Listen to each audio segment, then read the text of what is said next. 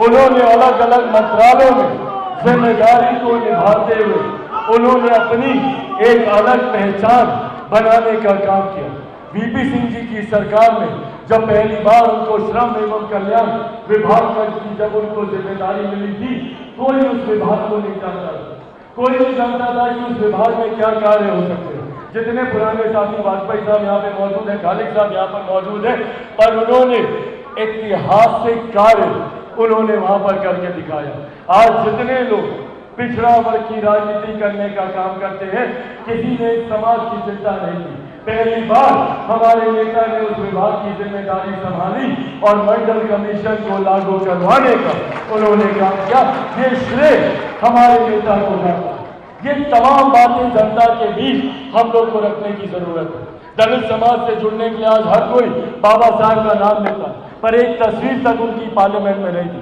मेरे तमाम नए साथियों को इस बात को जानकर ताज्जुब होगा, आश्चर्य होगा, क्योंकि आज हम लोग सोच भी नहीं सकते कि जिनके बनाए गए संविधान के आधार पर भारत की संसद चलती है, 89 से पहले उनकी तस्वीर तक भारत की संसद ने नहीं दी। ये तस्वीर वहां पर लगाने का काम हमारे नेता आदरणीय रामविलास पासवान जी ने किया। उनको भारत रत्न दिलवाने का काम हमारे नेता ने। रेल मंत्रालय की जिम्मेदारी हो या दूर संचार विभाग की जिम्मेदारी, आज ये मोबाइल फोन हर किसी के हाथ में है। ये मोबाइल फोन घर घर तक पहुंचाने का काम हमारे नेता ने किया, और तब किया जब इनकमिंग का भी पैसा लगता था।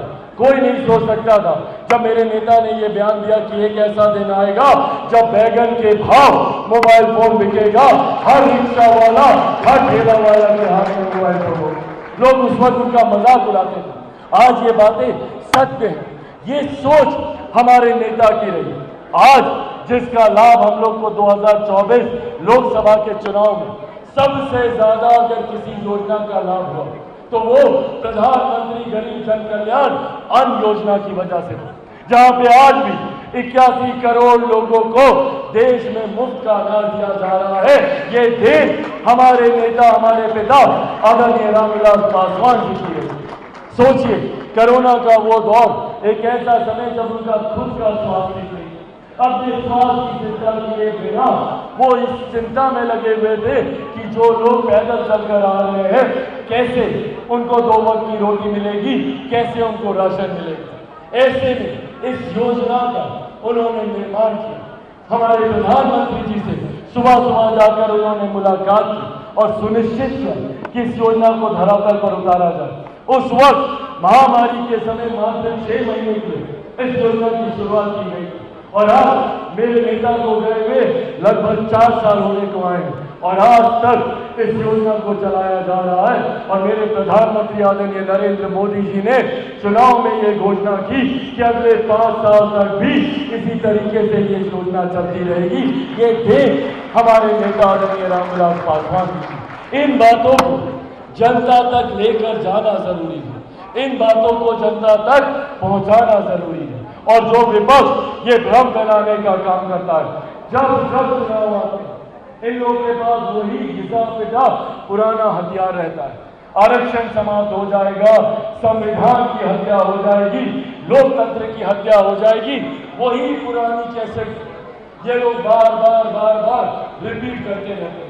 और गाहे बगाहे कई लोग इनके इस बहकावे में, इस भड़काव में आते भी हैं। ऐसे में ये बड़ी जिम्मेदारी आप सबके ऊपर है कि अपने अपने राज्यों में जनता को ये विश्वास दिलाए कि दुनिया की कोई ताकत भारत के संविधान को नहीं बदल सकती, आरक्षण को नहीं हटा सकती। ये विश्वास आप लोगों के माध्यम से जाना चाहिए। जो लोग लोकतंत्र की हत्या की बात करते हैं, ये वही लोग हैं ना जिन्होंने सन 75 में आपातकाल लगाने का काम किया। आपातकाल लगाकर सही मायनों में लोकतंत्र की हत्या करने का काम किया। आज ये लोग भ्रम फैलाने का काम करते हैं लोकतंत्र को लेकर।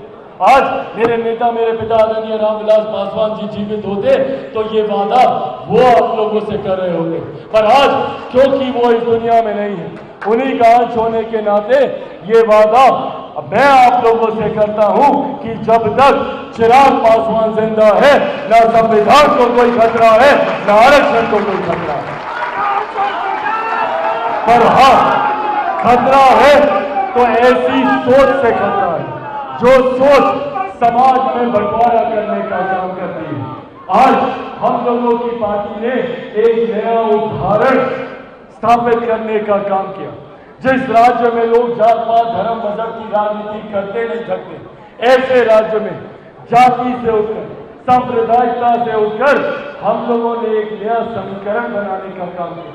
कुछ लोग जो MY समीकरण को बताते नहीं सकते, उसको फ्लॉट करते नहीं सकते, वो लोग जो जातीयता और सांप्रदायिकता को अपने MY समीकरण के माध्यम से बढ़ावा देने का काम करते हैं, उन लोगों के सामने हम लोगों का MY समीकरण भारी पड़ा। उन लोगों के सामने हम लोगों के MY समीकरण में अपने आप को स्थापित करने का काम किया। और क्या है ये हम लोगों का MY समीकरण? हम लोग का MY समीकरण जहां महिला और युवा का जोड़ है, इस समीकरण के साथ हम लोग आगे बढ़ने का काम करें। भाई किसी और पार्टी में ये हिम्मत नहीं है। बड़ी बड़ी राष्ट्रीय पार्टियों से लेकर क्षेत्रीय पार्टियों तक देख लीजिए, कोई युवा को आगे बढ़ने का मौका नहीं देना चाहता। और खास तौर पर अगर उस पार्टी के नेतृत्व करता अगर युवा हो, वो लोग नहीं चाहते कि उनके सामने यूथ का कोई कॉम्पिटिशन आकर खड़ा हो जाए। कई ऐसी राष्ट्रीय पार्टियां हैं जिनके युवा साथी उनका साथ छोड़कर चले गए। क्यों? क्योंकि अपनी काबिलियत पर उनको इतना विश्वास नहीं था और उन्होंने उन नेताओं को आगे बढ़ने नहीं दिया। हम लोग के बिहार में भी ऐसी पार्टियां हैं जो अपनी पार्टी में नए लोगों को आगे बढ़ने का मौका नहीं देती। ऐसे में हम लोगों को गर्व है इस बात का कि न सिर्फ हमारी पार्टी ने युवाओं को मौका दिया, बल्कि मेरे प्रधानमंत्री आदरणीय नरेंद्र मोदी जी की महिला सशक्तिकरण को लेकर वो सोच, जिसको अभी कुछ दिनों पहले ही हम लोगों ने भारतीय सदन में हम लोगों ने पारित करने का काम किया। नारी शक्ति अधिनियम के तहत 33% आरक्षण हम लोगों ने आधी आबादी को दिलाने का काम किया। और ये काम सिर्फ हम लोगों ने कागज पर ही नहीं किया, अपनी पार्टी में भी हम लोगों ने करके दिखाया। 5 में से 2 महिलाओं को हम लोगों ने चुनाव लड़ाकर जीतकर हम लोगों ने अपना समर्पण आधी आबादी के प्रति हम लोगों ने साबित करके दिखाया। इसीलिए साथियों, ये इस सोच के साथ हम लोगों को आगे बढ़ने की जरूरत है।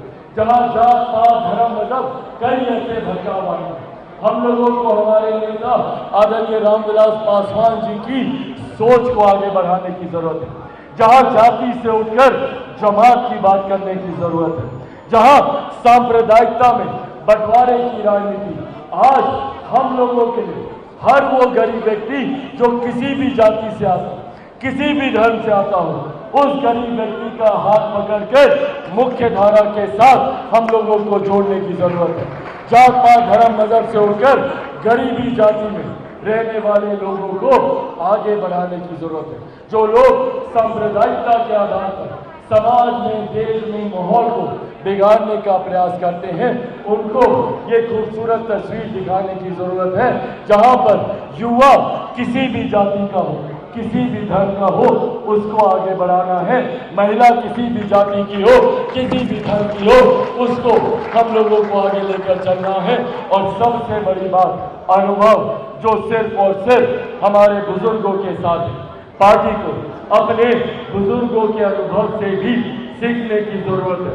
मैं अपने तमाम नवनिर्वाचित सांसदों से भी मैं आग्रह करूंगा, पार्टी के जितने वरिष्ठ नेता हैं, जितने पुराने पदाधिकारी हैं, उनके साथ बैठिए, उनसे जितनी चर्चा आप लोग करेंगे आपका अनुभव बढ़ेगा, उनसे सीखने को मिलेगा।